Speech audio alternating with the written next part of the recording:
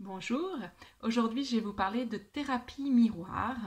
Donc c'est un outil qui est souvent utilisé par les kinés et les ergothérapeutes, mais on va voir que c'est assez facile finalement d'être utilisé en autonomie à la maison. Et pourquoi je vous en parle? C'est parce que c'est une technique qui peut être intéressante dans différentes pathologies, notamment dans les suites d'un accident vasculaire cérébral, AVC, et d'une hémiplégie, d'une paralysie d'un côté du corps. Dans les suites de douleurs liées à une algoneurodystrophie, qui est aussi appelée SDRC, syndrome douloureux régional complexe, et puis en cas de paralysie cérébrale, aussi appelée infanité motrice cérébrale, surtout qui touche les enfants, et puis une fois devenus adultes, les personnes restent atteintes de paralysie cérébrale. Et de manière plus théorique, on peut imaginer également essayer en tout cas d'utiliser cet outil si on cherche quelque chose par exemple contre la douleur, quelle que soit son origine. On peut être emmené aussi à essayer la thérapie miroir, même si on a moins de données sur l'efficacité contre les douleurs de manière générale et pas liées aux pathologies que je vous ai décrites. Alors pourquoi spécialement s'intéresser à la thérapie miroir? Pour au moins 3 raisons. La première, c'est que c'est assez facile à mettre en place, avec peu de matériel, ça coûte peu d'argent et ça peut être fait en toute autonomie à la maison. La seconde, c'est que c'est quelque chose qui est proposé pour des pathologies sur lesquelles souvent on a peu d'autres pistes de traitement sans gros effets secondaires et facile à mettre en place, peu coûteux et ne nécessitant pas une tierce personne. Et le troisième point, c'est que tout simplement, vous êtes des centaines, des milliers chaque mois à rechercher sur Internet des informations au sujet de la thérapie miroir et aussi à questionner dans la vraie vie vos thérapeutes, kinés, médecins et autres professionnels de la santé au sujet de cette technique et de l'intérêt que vous pourrez peut-être trouver dans votre cas et surtout comment l'utiliser de la manière la plus efficace possible et quels effets en attendre. Alors qu'est-ce que c'est concrètement la thérapie miroir?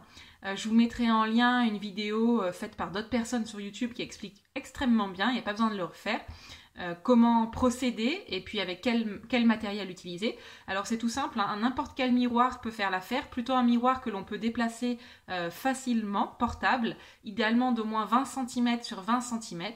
Il existe aussi de ce qu'on appelle les boîtes miroirs qui sont commandables en ligne et qui coûtent une trentaine d'euros et qui permettent aussi d'utiliser donc cette technique, mais vous pouvez encore une fois le faire à encore moindre coût en utilisant un simple miroir que vous avez chez vous à partir du moment où il est assez grand et où il est mobile.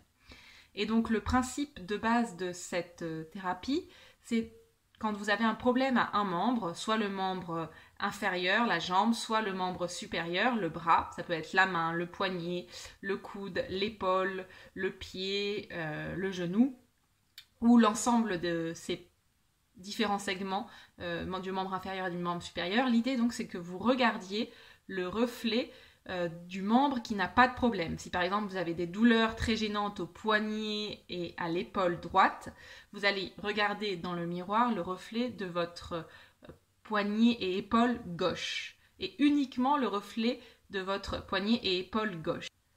Alors pour aspirer une efficacité, il faut le faire au moins 3 fois par semaine, 20 minutes. Idéalement même 5 fois par semaine, pourquoi pas même si vous avez la motivation tous les jours. Et donc l'idée c'est de bouger le membre qui est sain en regardant son reflet.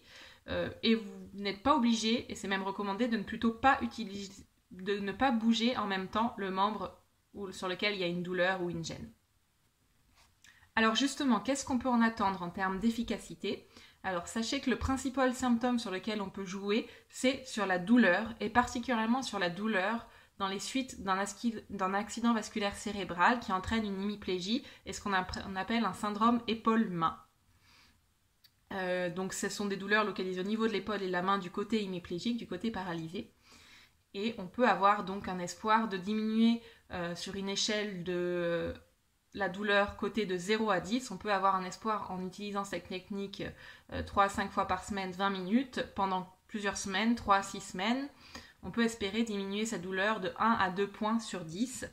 Et ça a été testé vraiment sur des dizaines et des dizaines de personnes, y compris qui faisaient ce qu'on appelle une thérapie miroir placebo. Donc on pense vraiment qu'il y a un effet supérieur à ce que pourrait être apporté un effet placebo, et c'est en ça que cette technique est intéressante.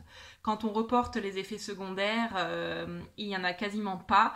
Tout au plus, ce sont des petites recrudescences de douleur dans les minutes qui suivent la réalisation de la technique, mais il n'y a aucune crainte d'avoir des effets secondaires importants en utilisant cette technique, c'est en ça qu'elle est intéressante. Alors certes, vous me direz, diminuer ma douleur de 2 points sur 10, c'est pas beaucoup, moi je veux un traitement radical contre la douleur. Je comprends votre demande, et je me doute que cette douleur nécessiterait vraiment d'être éradiquée et que ça améliorerait grandement votre qualité de vie. Malheureusement, à l'heure actuelle, que ce soit sous la forme de médicaments ou d'approches non médicamenteuses, on ne connaît pas de moyens justement radical pour soulager cette douleur. Et moi, en tant que kiné, ce que j'essaie d'apporter à mes patients, c'est des pistes de traitement possibles, faciles à mettre en place, avec très peu, voire pas d'effets secondaires, en tout cas le plus minime possible, peu coûteux et ne nécessitant pas l'aide d'une tierce personne. Et en ça, la thérapie miroir est un traitement à prendre en considération. Alors, dans les séquelles d'un AVC, on a parfois aussi des pertes de motricité, moins de force. On a ce qu'on appelle une hémidégligence, on voit moins bien une partie de son corps. Et la thérapie miroir peut avoir aussi un effet sur ces autres paramètres, sur ces autres problèmes que l'on rencontre, et pas seulement sur la douleur. On a testé aussi l'effet de la thérapie miroir sur d'autres pathologies, notamment l'algoneurodystrophie, qui sont des douleurs qui peuvent être localisées à peu près partout sur le corps et dont on ne connaît pas forcément l'origine. Et là aussi, on peut s'attendre à une diminution des douleurs. On l'a testé aussi dans les douleurs du membre fantôme qui surviennent lorsqu'une personne a été amputée. Et la personne a souvent l'impression de sentir encore des douleurs à l'endroit où pourtant elle n'a plus son corps.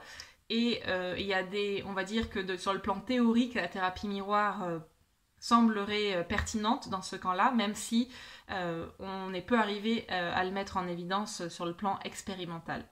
Voilà ce que je voulais vous dire au sujet de la thérapie miroir. Certes, pas une solution miracle, mais encore une fois, dans le domaine des douleurs chroniques notamment, et des handicaps lourds, de séquelles d'AVC ou de paralysie cérébrale, on n'a pas de traitement miracle aujourd'hui, et donc toutes les pistes de traitement simples à mettre en place, avec peu d'effets secondaires, peu coûteux, et qui ne nécessitent pas l'aide d'une tierce personne, sont, je pense, intéressants à connaître. Si vous avez des questions, n'hésitez pas à les laisser en commentaire, j'y répondrai. Merci.